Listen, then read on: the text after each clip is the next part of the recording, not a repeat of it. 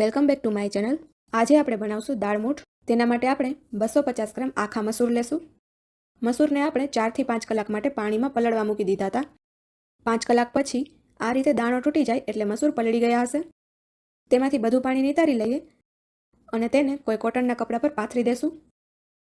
મસૂરને આ રીતે લૂછી એકદમ કોરા કરી લઈએ. તેને 10 મિનિટ માટે પંખા નીચે સુકાવા દેશું. હવે 10 મિનિટ પછી મસૂર એકદમ સરસ કોરા થઈ ગયા છે. તેને આપણે તળી લઈએ. એક કડાઈ લઈ તેમાં તેલ નાખશું. તેલ ગરમ થાય એટલે તેમાં આ રીતે એક જારો મૂકી તેમાં મસૂર નાખી દઈએ. ગેસની ફ્લેમ મીડિયમ જ રાખી તેને આ પ્રમાણે ચલાવતા રહેશું.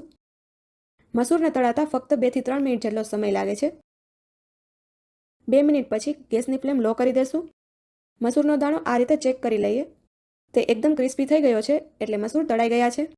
તેને એક વાસણમાં કાઢી બાકીના મસૂરને પણ તળી લઈએ. તો હવે બધા મસૂર તળાઈ ગયા છે. અત્યારે મેં 250 ગ્રામ મસૂરને 3 ભાગમાં તળી લીધા છે. હવે આપણે દાળ મૂઠ માટે મસાલો તૈયાર કરી લઈએ.